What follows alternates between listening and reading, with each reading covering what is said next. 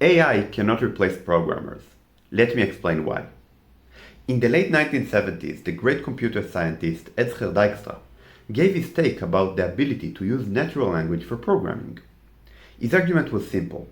The problem isn't teaching a computer to parse and understand natural language. The problem is the language itself.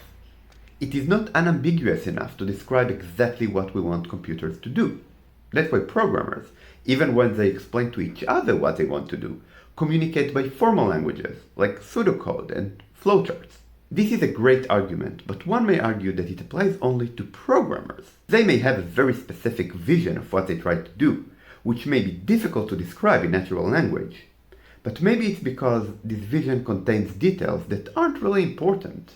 Implementation details. From the point of view of a product manager, it doesn't matter what algorithm is used, how data is structured, how the code is designed, and what technology stack is used. They know what the product should do, and this can be described in natural language. It always has been. So if the product manager specifies the requirements, and the developer just implements them, the developer can simply be replaced by AI, if not by the current models, by future ones. But here is the truth. Developers don't just implement. There are many aspects of the quality of the product that the developers are usually the only ones to take into account. In fact, they are the sole custodians of these aspects. These are usually aspects that are relevant only in the long term, in unpredictable situations, and in edge cases. The developers are the ones who care about code maintainability, forward compatibility, scalability, security when it's not a core functionality, protections against data corruption or data loss, and mitigation in case something goes wrong.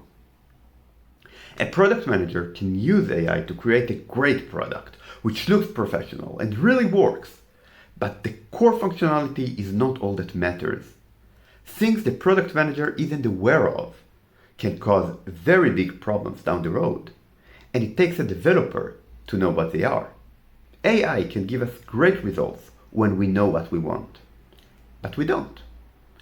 We are not aware of all the ways we depend on each other's thinking. Let me repeat that. We are just not aware of all the ways we depend on each other's thinking.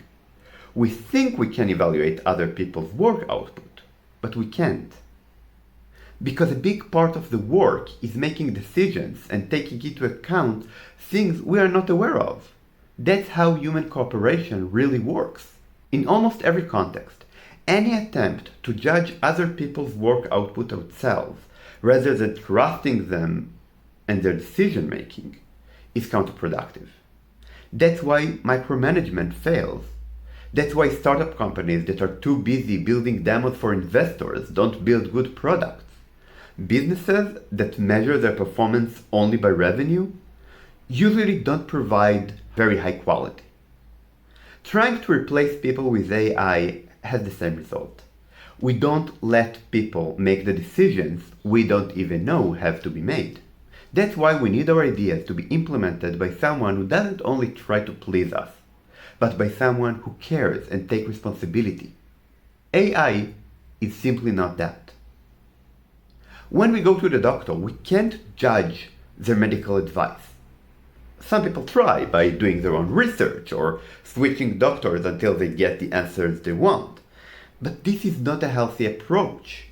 The doctor is the expert, and we should be able to rely on their expertise.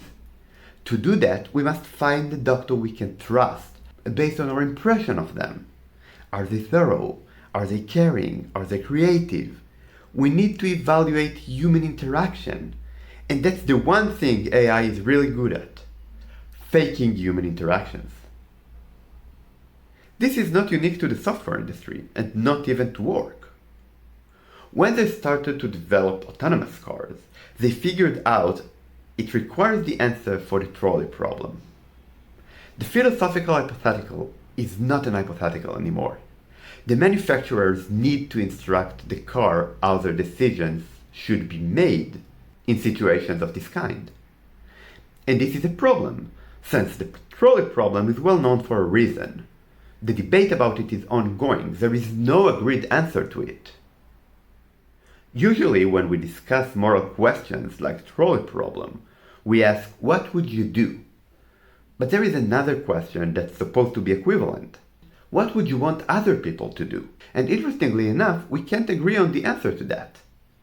We really don't know what we want people to do, and this may be a feature and not a bug. Many aspects of the situation actually matter, and it's impossible to explicitly describe a policy that would fit our will in all situations. For our society to function, we need people to be good enough, so we can generally trust their judgment in real-life situations. This is another case where we unknowingly trust other people's thinking. The underestimation of our reliance on other people's thinking isn't related only to AI. It also shows in other areas in our lives, like social activism. People have their opinions, and they see their role in society in getting other people to act accordingly, to avoid this product, to vote to that candidate, etc.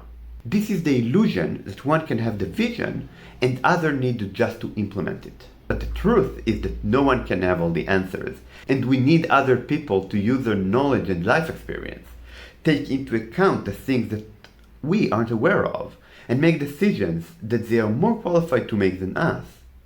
We don't need them to do what we want, we need them as partners. We always need more people in the loop.